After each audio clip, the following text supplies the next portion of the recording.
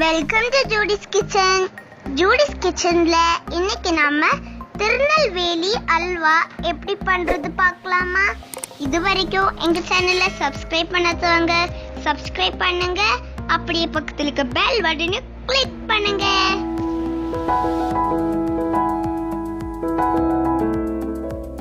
இந்த திருநெல்வேலி அல்வா பண்றதுக்கு இப்ப நம்ம கோதுமை மாவு எடுக்கலாம். மெஷரிங் கப்ல 1 கப் மாவு எடுத்துருக்கேன், கோதுமை மாவு.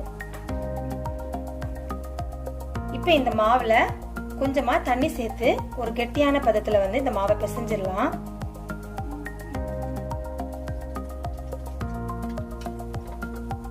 ஒரு கப் மாவு பிசைறதுக்கு இப்ப நான் 1/2 கப் தண்ணி சேர்த்திருக்கிறேன்.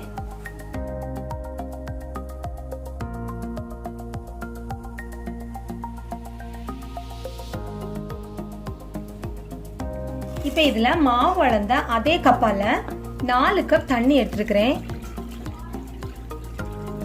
இந்த 4 கப் தண்ணியை இப்ப நம்ம இதுல ஊத்திடலாம். இந்த மாவு நல்லா மூழ்கிற மாதிரி பாத்துக்கோங்க. இப்ப இதை நம்ம ஒண்ணுமே பண்ண வேண்டாம், அப்படியே மூடி ஒரு 5 மணி நேரம் நம்ம இத ஊற வச்சிடலாம். இப்ப நம்ம ஊற வச்சிருக்கிற இந்த கோதுமை மாவை நம்ம பிசைஞ்சு இதுல இருந்து நம்ம பால் எடுத்துடலாம்.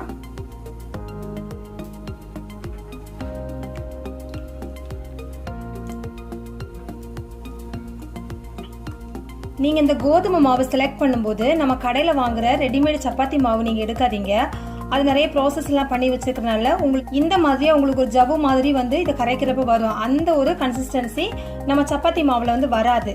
அதனால நான் இன்னைக்கு எடுத்துக்கிட்டது பாத்தீங்கன்னா ஃப்ரெஷ்ஷா நம்ம கோதுமையை மில்லில் கொடுத்து நம்ம இடிச்சு எடுப்போம் இல்லையா, அந்த மாவு தான், அந்த ஃப்ரெஷ்ஷான கோதுமை மாவு தான் நான் இன்னைக்கு எடுத்திருக்கிறேன். அதுதான் உங்களுக்கு இந்த மாதிரி அந்த கோதுமை பால் எடுக்கிறதுக்கு ரொம்ப சூப்பரா வரும். அதே மாதிரி ஹல்வாவும் ரொம்ப நல்லா இருக்கும். நம்ம ஊற வச்சிருந்த இந்த கோதுமை மாவை நல்லா இந்த மாதிரி கலக்கி எடுத்து வச்சிட்டேன்னா இப்ப நம்ம இதை வடிகட்டிடலாம். ஃபர்ஸ்ட்ல இந்த மாதிரி ஒரு பெரிய வடிகட்டி எடுத்து அதுல நீங்க வடிச்சுக்கோங்க.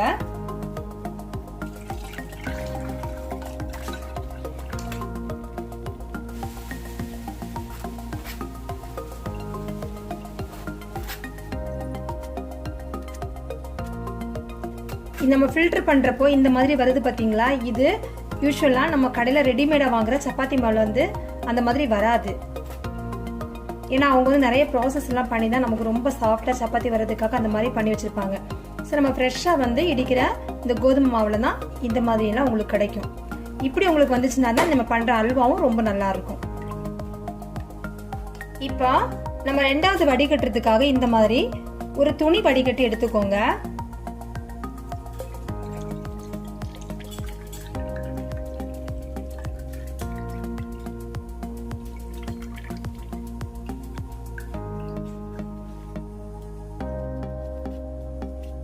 இப்ப நம்ம இந்த கோதுமை பால் ரொம்ப ஃபைனா வடிகட்டி எடுத்தாச்சு. இப்ப நம்ம வடிகட்டி வச்சிருக்கிற இந்த கோதுமை பாலை ஒரு 2ல இருந்து 3 மணி நேரம் அப்படியே மூடி வச்சிடலாம். நம்ம கோதுமை பால் எடுத்து 2 மணி நேரம் ஊற வச்சிருந்தோம் இல்லையா, இப்ப அதுவும் ஹல்வா பண்றதுக்கு ரெடியா இருக்குது. பாத்தீங்கன்னா இந்த மாதிரி தண்ணி எல்லாம் மேலாப்ல தெளிஞ்சது மாதிரி இந்த ஒரு ஸ்டேஜ்ல இருக்கும். அடுத்ததான் நம்ம இந்த ஹல்வா பண்றதுக்காக சுகர் கேரமலைஸ் பண்றதுக்கு ரெடி பண்ணிடலாம். ஒரு பேன் எடுத்துக்கோங்க. அதுல 1/2 கப் சுகர் சேர்த்துக்கோங்க, 1/4 கப் தண்ணி. இப்ப இதை நம்ம அடுப்புல வைக்க போறது இல்ல. ஆனா நீங்க ஃபர்ஸ்ட்ல நீங்க அல்வா பண்ண போறது முன்னாடியே இது ப்ரிப்பரேஷன் எல்லாமே நீங்க ஃபர்ஸ்ட்ல ரெடி பண்ணி வச்சிட்டீங்கன்னா தான் உங்களுக்கு நடுவுல என்ன நம்ம கிளறிட்டே இருக்கணும். ஸோ அந்த டைம்ல நமக்கு ஈஸியா இருக்கும் பண்றதுக்கு. ஸோ இதை இப்ப அடுப்புல வைக்காம இதையும் நம்ம ரெடி பண்ணி ஒரு ஓரமா வச்சிடலாம். அடுத்ததான் நம்ம இந்த அல்வால போடுறதுக்காக கொஞ்சம் கேஷ்யூ நட் ஃப்ரை பண்ணி வச்சிடலாம். 2 டேபிள் ஸ்பூன் நெய் ஊத்திக்கிறேன். இதுல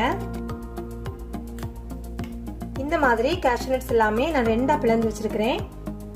அதை இதுல போட்டுடலாம்.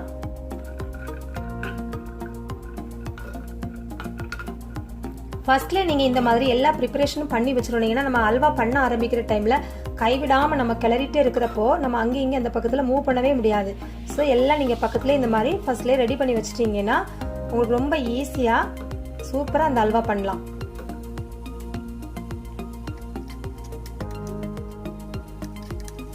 இப்போ இந்த மாதிரி லைட்டாக ப்ரௌன் ஆனோடனே நம்ம எடுத்துடலாம்.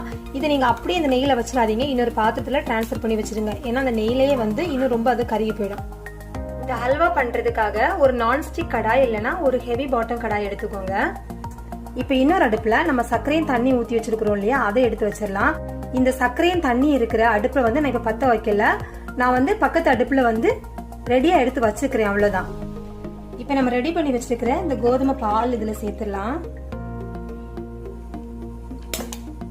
இப்போ இந்த பேன்ல கோதுமை பால் சேர்த்ததுக்கு அப்புறமா அடுப்பு பற்ற வச்சு ஒரு மீடியம் ஃப்ளேம்ல வச்சுக்கோங்க.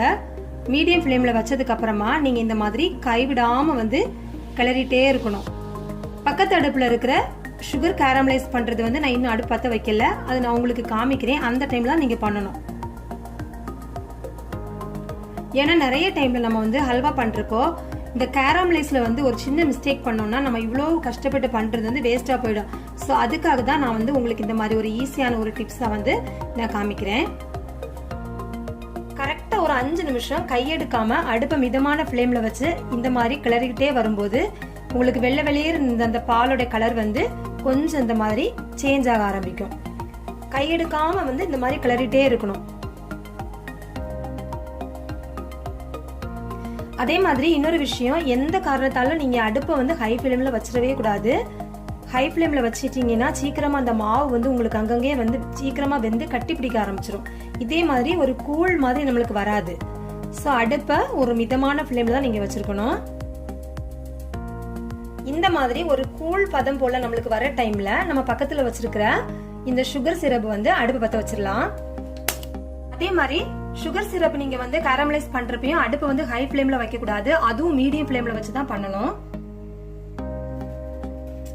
இந்த ஸ்டேஜ்ல நம்ம சுகர் சேர்த்துடலாம்.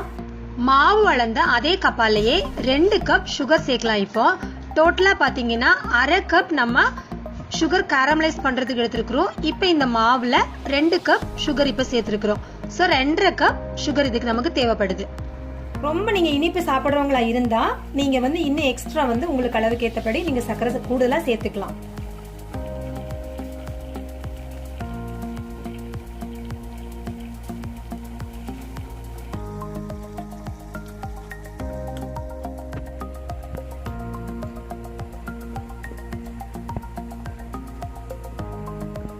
இப்போ டோட்டலா பாத்தீங்கன்னா நம்ம அடுப்புல வச்சு ஒரு 10 நிமிஷம் ஆயிருக்கு. ஸோ அதுக்கப்புறமா இந்த மாவுடைய கன்சிஸ்டன்சி இந்த ஒரு லெவல்ல இருக்கு. நமக்கு இந்த அல்வா பண்றதுக்கு 1/2 கப் நெய் தேவைப்படும். இப்போ நான் வந்து 2 டேபிள் ஸ்பூன் அளவுக்கு நெய் சேர்த்துக்கிறேன். இதுல நெய் வந்து எப்பவுமே கொஞ்சம் கொஞ்சமா தான் நம்ம இதுல வந்து ஆட் பண்ணிட்டே இருக்கணும்.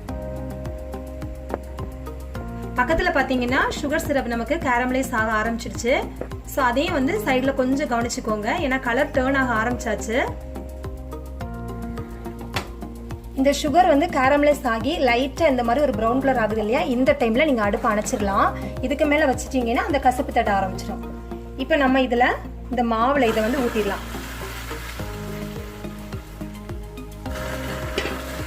கொஞ்சம் கொஞ்சமா ஊத்துங்க, ரொம்ப சூடா இருக்கும்.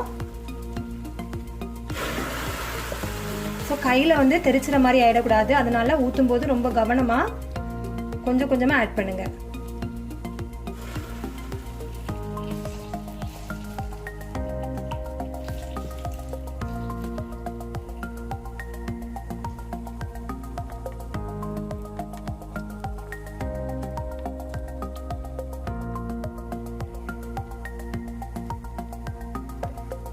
இந்த மாதிரி நம்ம எடுத்து வச்சிருக்கிற 1/2 கப் நெய்யை ஒரு 5ல இருந்து 6 வாட்டி நம்ம கொஞ்சம் கொஞ்சமா சேர்த்து இப்படி நீங்க கிளறிட்டே இருக்கணும்.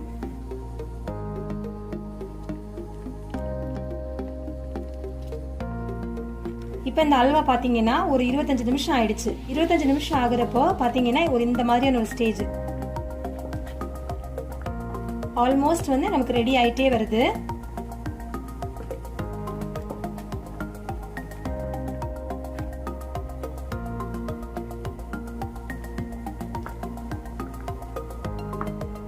இப்போ பார்த்தீங்கன்னா இந்த அல்வா பார்த்தீங்கன்னா நம்ம இப்படி எடுக்கிறப்போ கொஞ்சம் சைட்ல எல்லாம் வந்து ஒட்டாத ஒரு பதத்தில் வரதுக்கு ஆரம்பிச்சிருச்சு. இன்னும் ஒரு 5 நிமிஷம் இந்த மாதிரி நீங்க பண்ணி பார்த்துட்டே இருக்கணும். ஒரு 5 நிமிஷத்துல ரெடி ஆயிடும். அதோடைய கலர் டெக்ஸ்சர் எல்லாமே நமக்கு கிட்டத்தட்ட ஒரு 90% வந்துருச்சு. இந்த அல்வா பண்றதுக்கு பாத்தீங்கன்னா ஒரு 35 மினிட்ஸ் ஆகும். சம்டைம் நம்ம வந்து அடுப்புல இருக்கிற ஃப்ளேம் பொறுத்து ஒவ்வொருத்தங்களுக்கு வந்து மிதமான தீ அப்படின்னு நம்ம சொன்னாலுமே கொஞ்சம் முன்ன பின்ன இருக்கும் அந்த சூடு தன்மை. ஸோ அதை பொறுத்து வந்து கொஞ்சம் டைம் முன்ன பின்ன மாறுபடும். மற்றபடி வந்து பாத்தீங்கன்னா ஒரு 35 மினிட்ஸ் தான் இது குக் ஆகுறதுக்கு.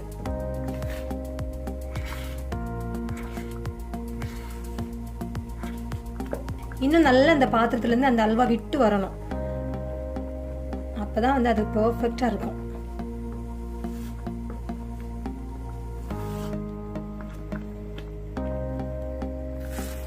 அல்வா இப்போ சூப்பரா திரண்டு இந்த மாதிரி வருது பாத்தீங்களா? நம்ம இந்த மாதிரி கரண்டி போட்டோம்னா அந்த இடம் அந்த பாத்திரம் அப்படியே கிளியரா நமக்கு தெரியும். பாத்திரத்துல இருந்து நல்ல அந்த அல்வா அந்த மாதிரி விட்டு வருது பாத்தீங்களா? இதுதான் வந்து கரெக்டான ஒரு பதம். இந்த டைம்ல நம்ம ஆல்ரெடி ஃப்ரை பண்ணி வச்சிருக்கிற கேஷ்யூ நட் சேர்த்துடலாம்.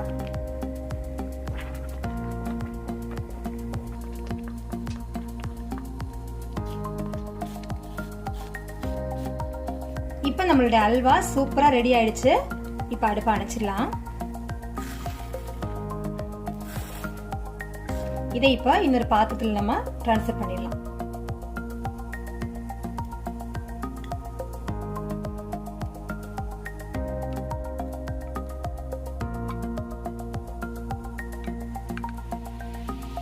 இப்ப நம்மளுடைய திருநெல்வேலி அல்வா சூப்பரா ரெடியா இருக்கு.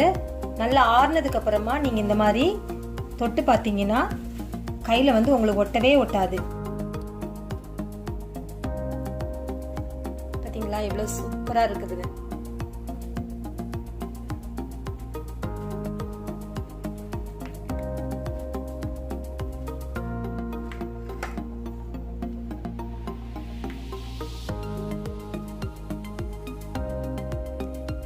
இந்த ரெசிபியை நீங்களும் ட்ரை பண்ணி பாருங்க. இந்த வீடியோ உங்களுக்கு பிடிச்சிருந்துச்சுன்னா லைக் பண்ணுங்க, ஷேர் பண்ணுங்க. இந்த வீடியோ பத்தின கமெண்ட்ஸ் எனக்கு போஸ்ட் பண்ணுங்க. தேங்க்யூ.